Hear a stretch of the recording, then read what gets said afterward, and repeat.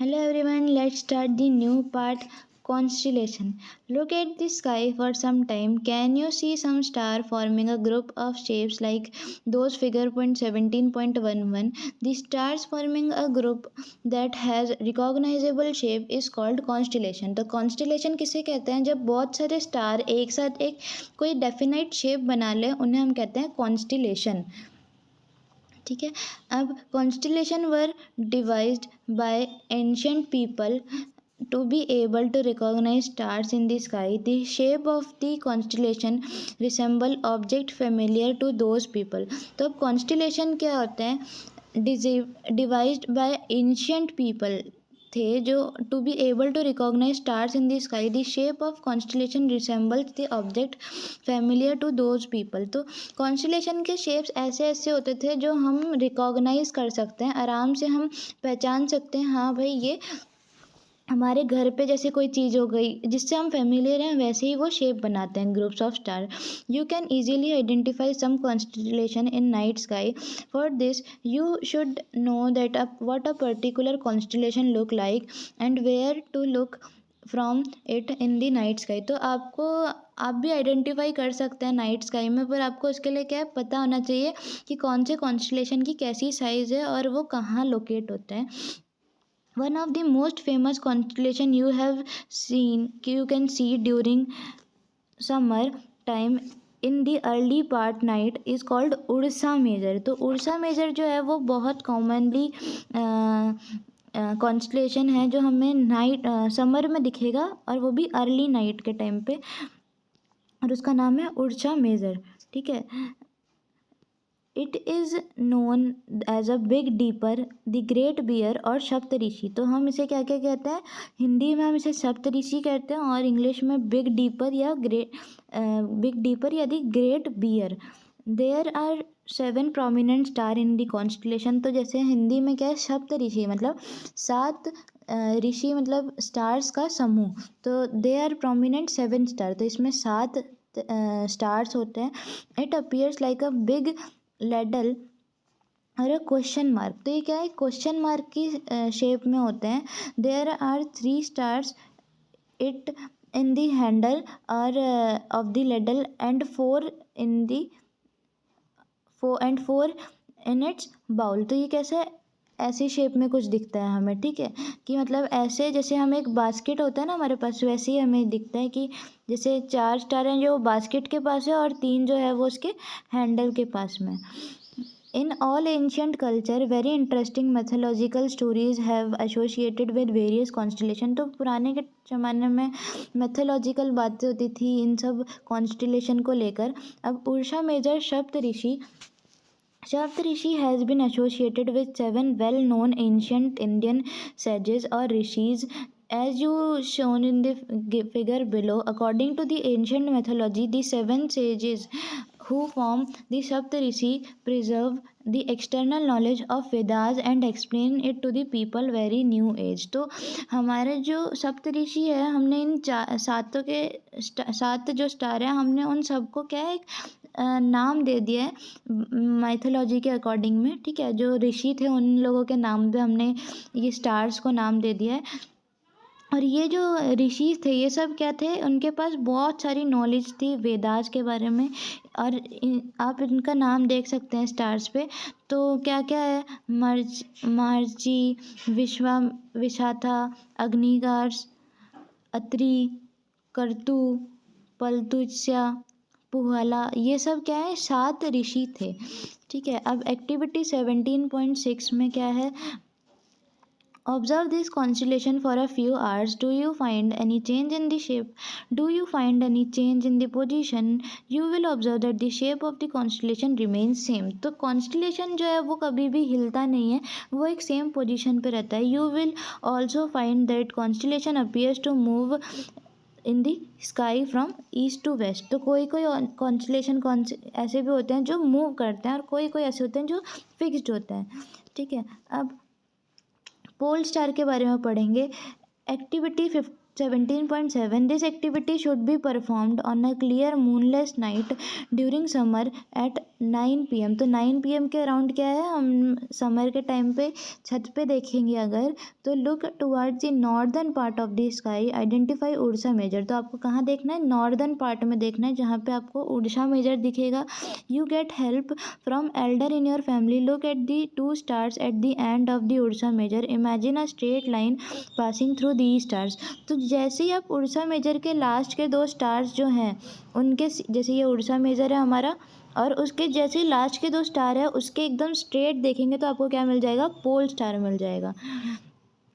ठीक है, तो ये बहुत इंपॉर्टेंट है कि imagine a straight line passing through the stars. तो हमें पता चल रहा है कि 2 स्टार जो लास्ट में उसके एकदम स्ट्रेट देखेंगे तो हमें क्या मिल रहा है, पोल स्टार मिल रहा है। अब एक्टिविटी 17.8 भी है। During the summer night, observe Ursa Major 3-4 times at an interval of 2 or to 3 hours. Also locate the pole star each time.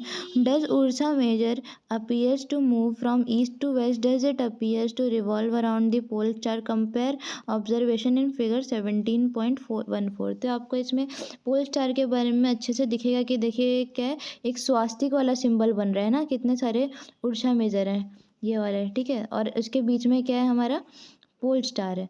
ठीक है, in fact all the stars appears to revolve around the pole star. तो सारे stars क्या है, revolve करते हैं around the pole star के around, सभी रिवॉल्व करते हैं वंस अ टाइम।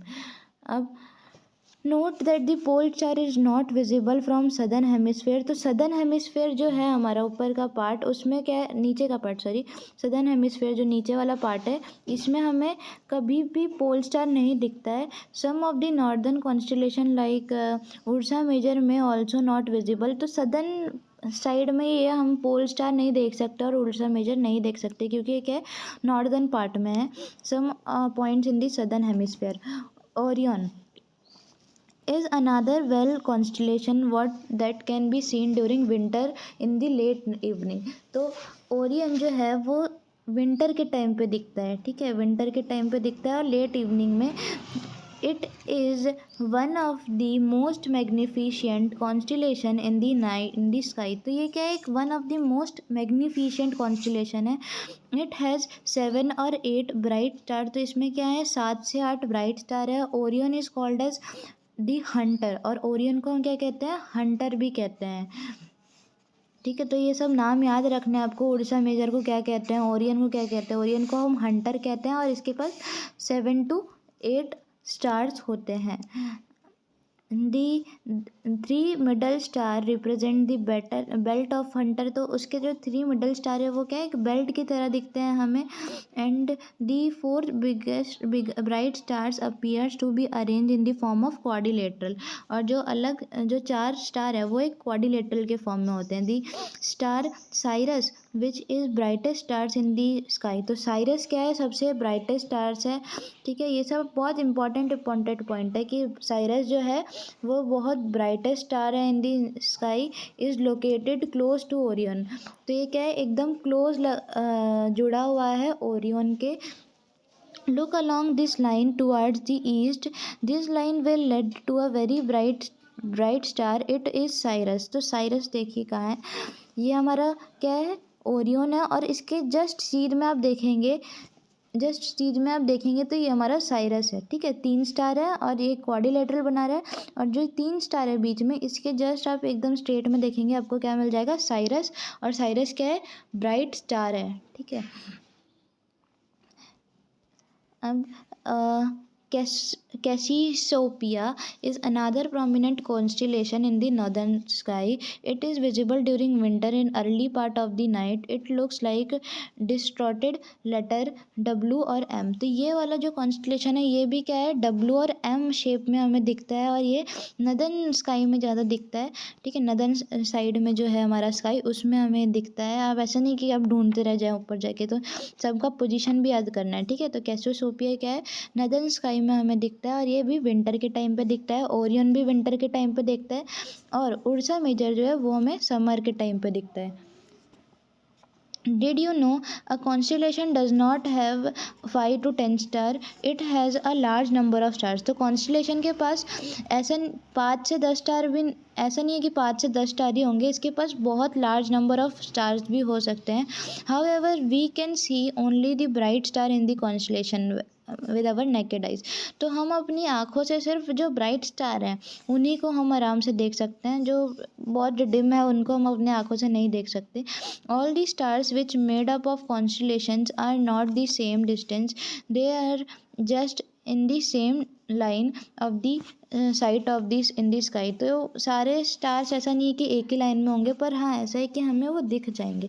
तो ये देखिए, ये 17.16 वाला फिगर है, इसमें क्या दिया है हमें, ओरियन कॉन्स्टलेशन की पिक्चर दी हुई है। ठीक है, अभी हमारे पास सोलार सिस्टम है। ठीक है, तो ये बहुत इंपॉर्टेंट है, याद रखना है। सन, mercury, Venus, Earth, Mars, Jupiter. तो इसका शॉर्ट फॉर्म क्या है, my very efficient mother just served us nuts. तो आपको ये वाला जो निमोनिक है ये अच्छे से याद रखना है, my very magnificent mother just served us nuts. अब solar system, the sun and the celestial body which revolve around it from the solar system, it consists of a large number of bodies such as planet, comets, asteroids and meteoroids। तो सन होता है, solar system में क्या क्या होते हैं, सन होते हैं, celestial ऑब्जेक्ट्स होते हैं। ठीक है, और क्या होता है, हमारे स्टार्स होते हैं, प्लैनेट्स होते हैं, एस्ट्रॉइड्स, मेट्रॉइड्स, ये सब क्या है, सब सोलार सिस्टम के ही पार्ट हैं। The gravitational attraction between the sun and these objects keep revolving around it. तो ग्रेविटेशनल अट्रैक्शन के कारण क्या होता है, सन एंड दीज ऑब्जेक्ट जो हैं वो कंटिन्यूस रिवॉल्व कर लेते हैं सन के अराउंड, है ना। प्लैनेट रिवॉल्व करते हैं, फिर मेटेओर्स, एस्ट्रॉइड्स, ये सब क्या है, रिवॉल्व करते हैं सन के अराउंड, किसके कारण, ग्रेविटेशनल अट्रैक्शन के कारण। The earth, as you know, also revolve around the sun. It is a member of solar system. It is a planet. There are 7 other planets that revolve around the sun. The 8 planet in order distance from the sun are, तो जिनका order क्या है, हमारा ये order है solar system का कि Venus, Mercury, Venus, Earth, Mars, Jupiter, Saturn, Uranus, Neptune. और ये सब क्या है, हमारा अर्थ भी क्या है, एक सोलार सिस्टम का ही पार्ट है। अब in figure 17.17 shows a schematic view in the solar system. Let us know about some members of solar family. तो अब हम आगे आगे जाके क्या देखेंगे, सोलार फैमिली के न्यू मेंबर और सारे मेंबर्स भी देखेंगे। अब प्लूटो के बारे में हमें इम्पॉर्टेंट पढ़ लेते हैं कि till 2006 there are 9 planet in the solar system. तो 2006 तक क्या था, 9 प्लैनेट थे हमारे सोलार सिस्टम में, पर Pluto was the farthest planet from the sun. जो प्लूटो था वो क्या था, एकदम दूर वाला प्लैनेट था सन से। तो इन 2006 तो जो हमारी यूनियन है, कौन सी, international astronomical union IAU adopted a new definition of the planet. Pluto does not fit in this definition. It is no longer planet to the solar system। तो उन्होंने एक न्यू डेफिनेशन बनाई, और जो प्लूटो था वो इस डेफिनेशन को सेटिस्फाई नहीं कर रहा था, इसीलिए उसे क्या है, हमने निकाल दिया, और वो अब कोई पार्ट नहीं है सोलार सिस्टम का। ठीक है, तो प्लूटो अब हमारे सोलार सिस्टम का पार्ट नहीं है, और उसे हमने 2006 में IAU इंटरनेशनल एस्ट्रोनॉमिकल यूनियन ने उसे हटा दिया था। ठीक है, अब आगे का पार्ट हम नेक्स्ट वीडियो में डिस्कस करते हैं। तब तक के लिए पढ़ते रहिए, बाय।